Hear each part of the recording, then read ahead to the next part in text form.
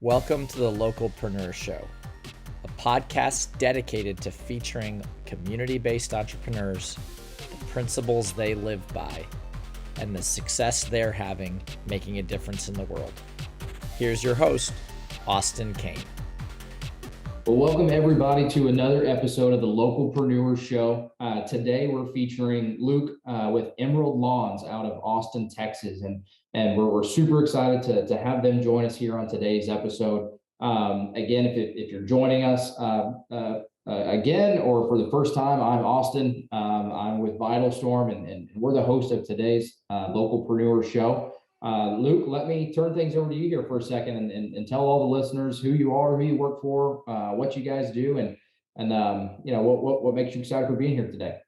Okay, well, I'm excited about being here because I know when my wife and I first started this business, it was really beneficial for us to hear other people that started their business. I had two or three really good mentors along the way, and they were also entrepreneurs, such as myself. So, man, I'm happy. And hopefully I'll be able to help some people along the way that are listening to this. Yeah. Emerald Lawns is a lawn care company. We do like lawn fertilization, weed control.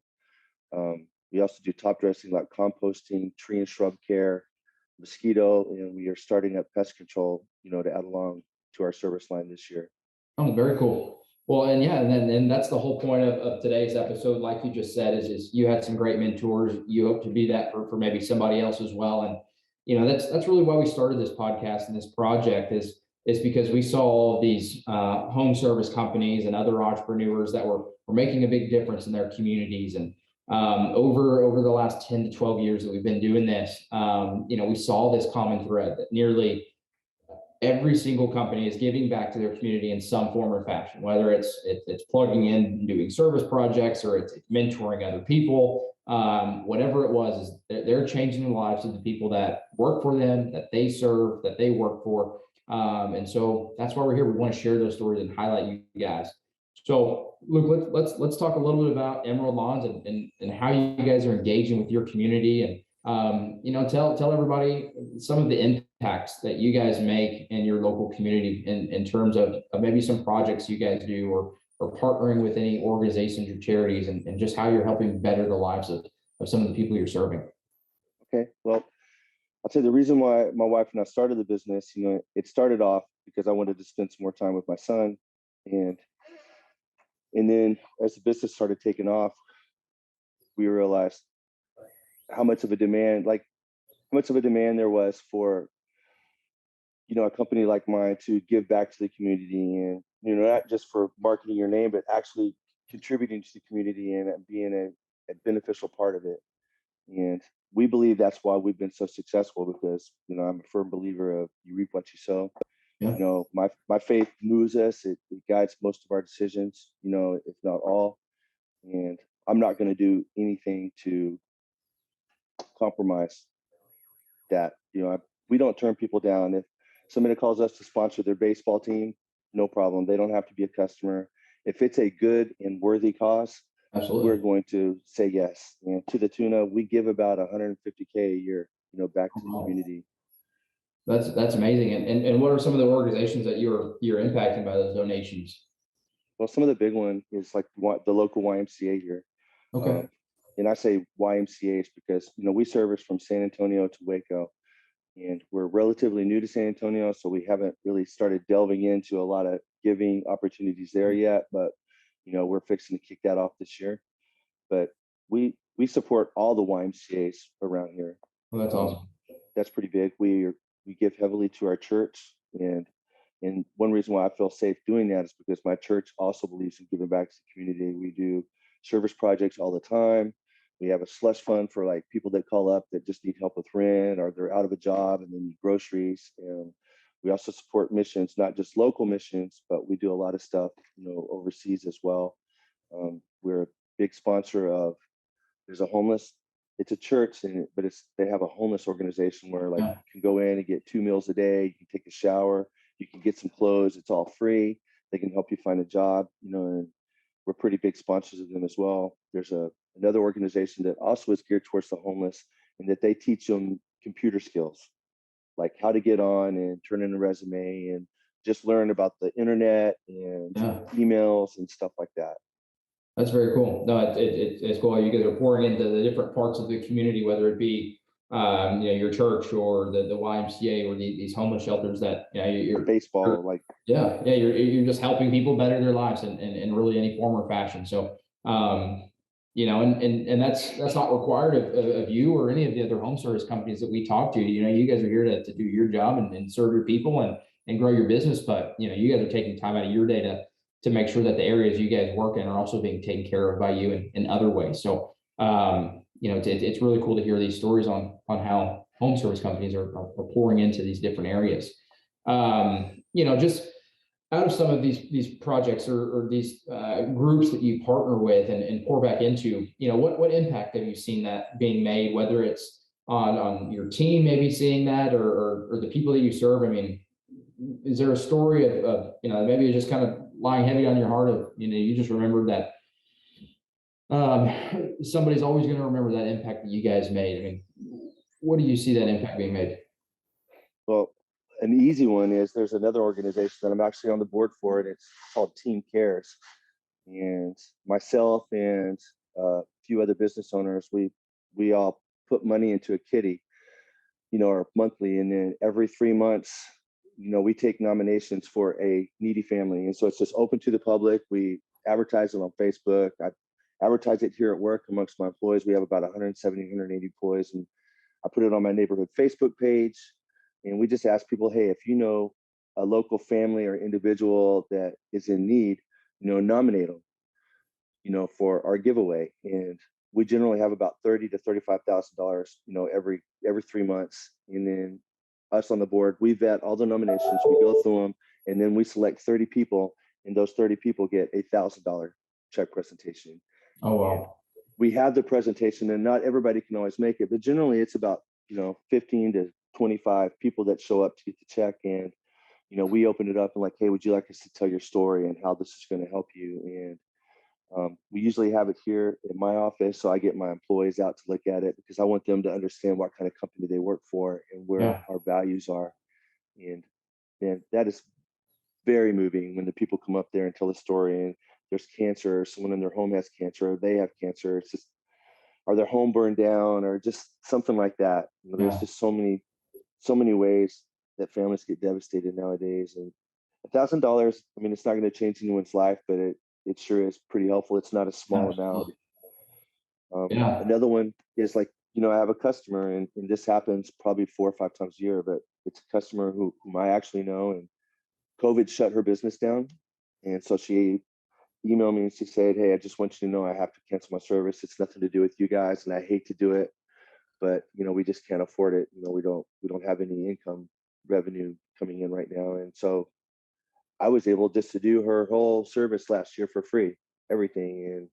And she started crying on the phone. It was really pretty cool. It wasn't cool that she cried, but it was cool that, like she was moved that somebody cared about her that much, So that's 2 stories for sure.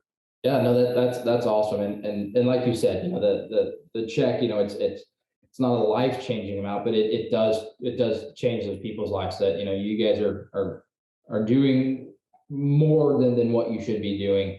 And you're helping them out in those times of need, because those are the things that these people, they'll remember for the rest of their lives. And so what you guys are doing, I can already tell the impact you guys are making in your area and will continue to make.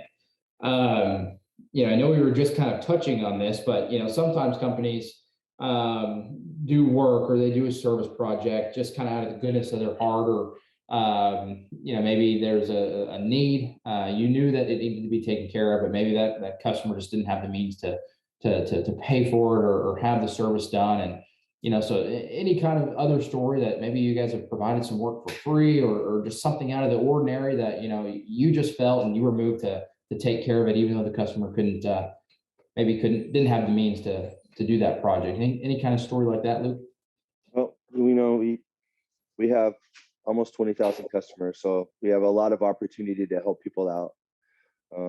In the fall, we have a top dressing cruise. We have like 6 or 7 of them, and we don't have a lot of work in the fall. So typically, like there might be an elderly couple or individual, and we'll go out and we'll rake all their leaves for them or remulch their beds.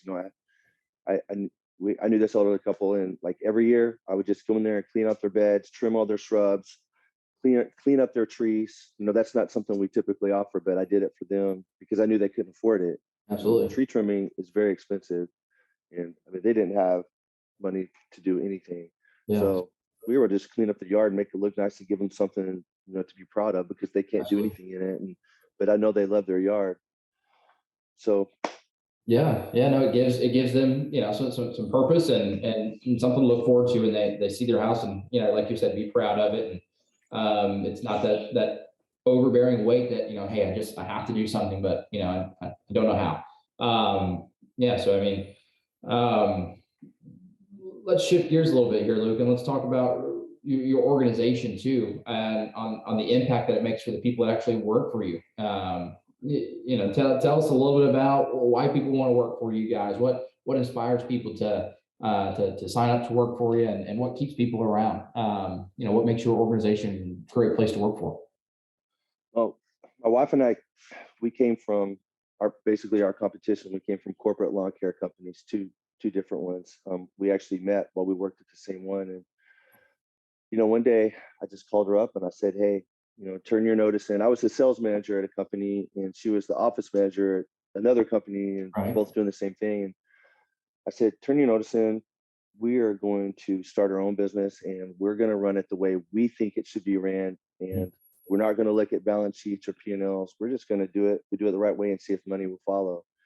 And I mean, that was the goal at first, spend more time with my son and then just doing the business the right way. And then along the way, we realized, because our values, because I said, everything we do is based on faith, and we care about people, that we realized, like, not only are we, doing things for the community by giving and tithing from our business, but we're also changing people's lives that come to work for us, because we pay above industry standard. And, I give everybody 2 weeks off paid at Christmas on top of their normal vacation and sick days. Yeah.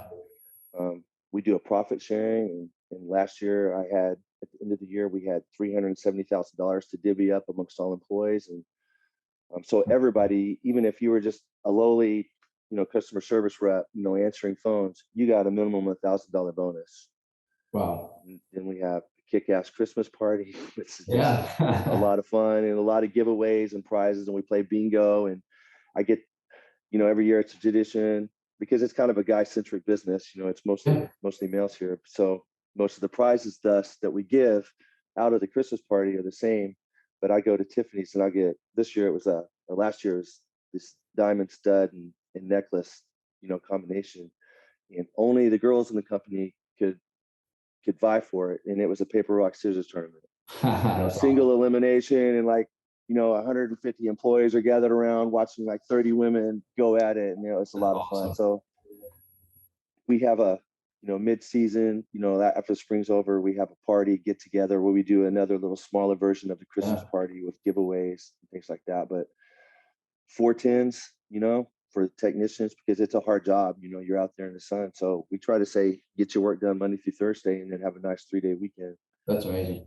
Yeah. So that's really cool. I mean, and just hearing all those things, I can always see how the employees love being there, not just because of those parties and the prizes, but those are a nice perk. But, just hearing you talk and how you guys pour into the community and you pour into them, I can feel that they value being a part of your organization, and being able to do some of the things that you guys do for all these different organizations and just the great things that you guys are doing in your area. So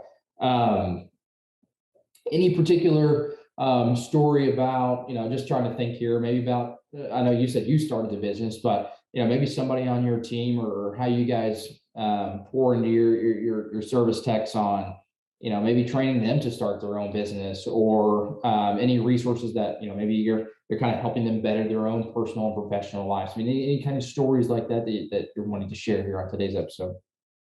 Well, I'm a very competitive person, and man, it goes against my grain to cultivate my competition.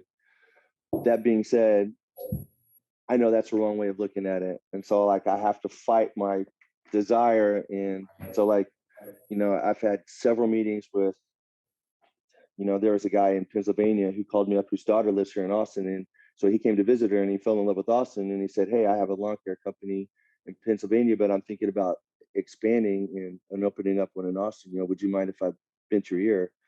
And at first, like, I'm like, man, how could he even ask me Yeah. that? Let me come in and help you take some of my customer base. But you know what? I just bit the bullet, and I'm like, you know what? You got it, man. Next time you come into town, let's come in my office and we'll sit down.